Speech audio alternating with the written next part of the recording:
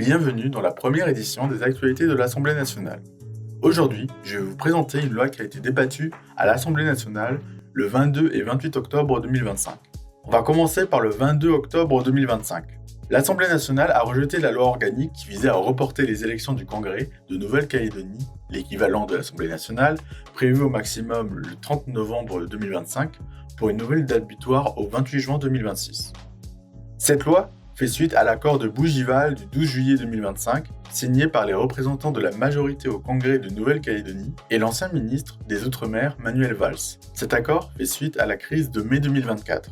Lorsqu'un projet de réforme constitutionnelle voulait ouvrir le vote en Nouvelle-Calédonie aux nouveaux résidents non kanaks, ce qui va à l'encontre de l'accord de Nouméa visant à protéger l'influence électorale de ce peuple autochtone via le gel du corps électoral et qui dénonce une immigration ayant pour but d'inverser les rapports de force politiques. L'accord prévoit la création d'une nationalité calédonienne. Tous les néo-calédoniens deviendraient ainsi binationaux. La reconnaissance dans la Constitution et à l'international d'un État de Nouvelle-Calédonie avec un transfert de compétences où la Nouvelle-Calédonie agira de manière indépendante dans ses relations internationales, ainsi que le transfert d'autres compétences régaliennes, de justice par exemple, et un plan de relance économique. Donc en somme, un texte favorable à une plus grande autonomie de la Nouvelle-Calédonie. Et surtout, un point névralgique de l'accord, c'est le dégel du corps électoral de Nouvelle-Calédonie, qui est encore remis sur la table.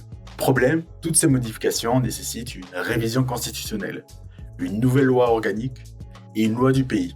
Or, le gouvernement craint qu'avec les prochaines élections qui arrivent, le nouveau Congrès de Nouvelle-Calédonie soit opposé à cet accord. Cette opposition pourrait replonger le pays en crise, notamment sur le point du dégel du corps électoral. En effet, l'actuel Congrès de Nouvelle-Calédonie, qui compte 55 sièges, est composé de 25 sièges indépendantistes de la coalition FLNKS avec les partis UC et UNI, 23 sièges loyalistes avec l'intergroupe loyaliste, le Rassemblement et la Calédonie Ensemble, et 6 sièges non inscrits, dont parmi eux certains membres du parti Éveil Océanien. Depuis mai 2024, le gouvernement collégial est issu d'une coalition de tous les groupes royalistes, l'Éveil Océanien et le groupe indépendantiste uni. Le groupe indépendantiste UC en est exclu. Lors du vote du 15 septembre, visant à accepter ou non ce report des élections avant l'Assemblée nationale, tous les partis sauf l'UC se sont exprimés favorables.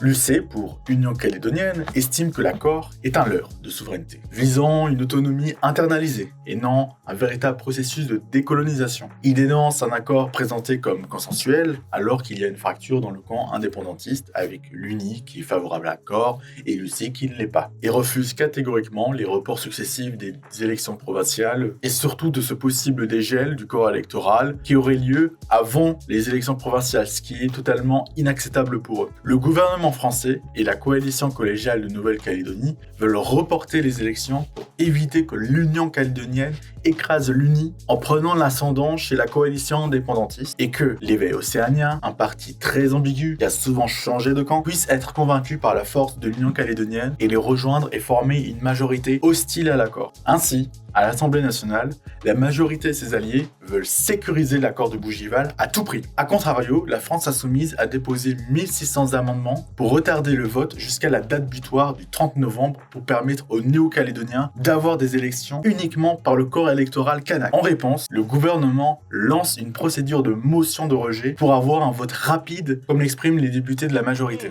Cette motion de rejet, c'est la seule façon de laisser au projet d'accord de Bougival la possibilité de prospérer dans le dialogue entre les acteurs calédoniens. Le report des élections provinciales au 28 juillet 2026 n'est pas une option, c'est une nécessité absolue pour éviter un scrutin dans un climat qui pourrait être explosif, de donner le temps d'être comprise, expliquée et acceptée. Ces amendements déposés non pas pour enrichir le débat, mais pour empêcher le Parlement de travailler. La démocratie, ce n'est pas le vacarme des procédures.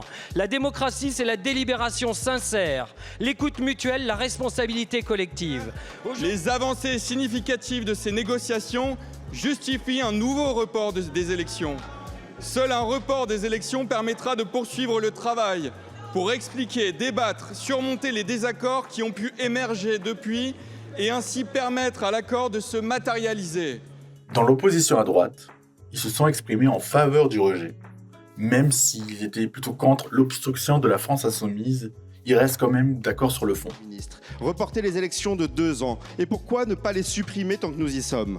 Sans élus légitimes, sans institutions respectées et sans une économie solide capable de créer des emplois et de soutenir la population, aucune stabilité politique ni avenir durable ne pourra se construire sur ce territoire français. Nous refusons que le Parlement soit pris en otage par ceux qui préfèrent le vacarme au débat. La Nouvelle-Calédonie mérite mieux. C'est pourquoi l'UDR votera pour la motion de rejet, contre l'obstruction et pour la dignité du débat démocratique. Le Parti socialiste, lui, déplore la motion et dit rechercher avant tout le consensus. Ce texte n'est pas un passage en force sur une réforme constitutionnelle.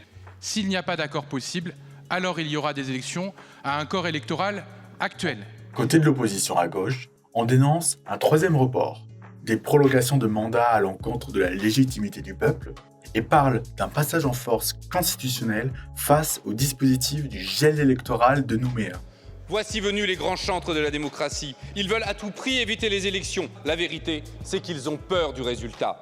Vous transformez le consensus de Nouméa en consensus majoritaire. C'est totalement irresponsable de votre part. On a signé le document parce qu'il nous a dit que c'est un projet d'accord. À quel titre aujourd'hui on vient de discuter, poser sur la table un projet de report des élections provinciales pour nous faire valoir cet accord? Donc on demande la tenue des élections provinciales pour conforter l'assise de ceux qui sont autour de la table pour porter les discussions institutionnelles sur la sortie de l'accord de décolonisation. Car plutôt que d'assumer les débats, ouvrir la parole et chercher le consensus, vous jouez la montre et vous utilisez cette motion de rejet pour bâillonner l'Assemblée nationale. Reporter une 3e fois ces élections, c'est uniquement dans le but d'obtenir le corps électoral qui vous convient pour obtenir le résultat qui vous convient. Quant à Lyotte, ils expriment un certain malaise à l'idée de reporter les élections, qu'au vu de la lenteur de la procédure de l'accord de Bougival, le peuple ne peut pas être retenu ainsi indéfiniment. C'est qu'on n'est pas sûr du tout que vous arriviez en juin prochain déjà à avoir une révision constitutionnelle, une loi organique et un référendum en Nouvelle-Calédonie qui permettrait éventuellement de régler le problème. Et franchement, ça me gêne de devoir décider à la place des Calédoniens. Finalement, la motion de rejet est votée.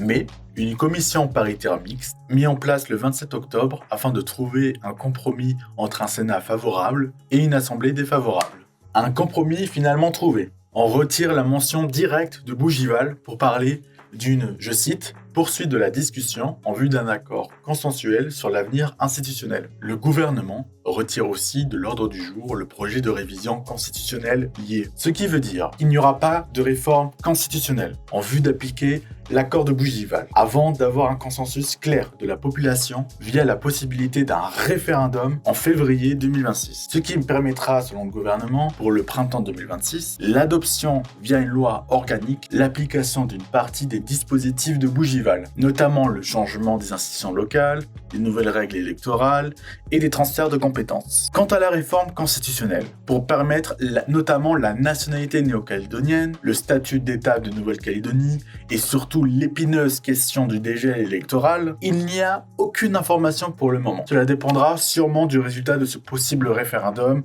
qui n'est toujours pas gravé sur le marbre d'ailleurs. Dans la commission, les socialistes qui avaient voté contre se disent désormais rassurés, d'une part par la neutralisation du titre et du retrait du projet constitutionnel du gouvernement d'autre part. La majorité quant à elle s'appuie sur l'avis du Conseil d'État et du Conseil constitutionnel sur la question. Évidemment, à l'Assemblée nationale, le lendemain, le 28 octobre, suite à ce basculement des socialistes, l'opposition s'oppose farouchement à cette manœuvre. Il est encore temps de renoncer à cette folie. Renoncez à ce nouveau passage en force. Votre irresponsabilité ont déjà provoqué 15 morts, des centaines de blessés, des milliards de dégâts et une crise politique, économique, sociale et sanitaire qui met le pays au bord du gouffre. Votre objectif réel, c'est le dégel du corps électoral pour maintenir la colonie de peuplement parce que le président Macron veut garder la Nouvelle-Calédonie française. C'est une petite manœuvre et un gros scandale démocratique. Car le fond du texte est toujours le même. Reporter encore les élections provinciales, prolonger encore des mandats sans légitimité et repousser indéfiniment le droit des Kanaks à décider de leur avenir. Imaginez, chers collègues, si ici, sur l'ensemble du territoire national, le pouvoir en place décidait de reporter les élections de 2 ans par peur du résultat.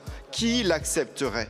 Pourquoi accepter en Outre-mer ce qui ne serait inacceptable ici, sur l'ensemble du territoire national? Nous l'avions dit, nous le répétons, sans élus légitimes, sans économie vivante, sans perspective claire pour la jeunesse, aucune stabilité durable ne sera possible. Ce texte, fruit d'un compromis de façade, ne fait que prolonger la paralysie. Grâce à cette bascule, la loi organique est adoptée par l'Assemblée nationale le 28 octobre. Le 29 octobre, c'est le Sénat qui l'adopte. Et le 30 octobre, le Premier ministre a saisi le Conseil constitutionnel, comme l'exige l'article 61 de la Constitution pour toute loi organique. Et le 6 novembre, la décision du Conseil constitutionnel est favorable et la loi est promulguée le même jour.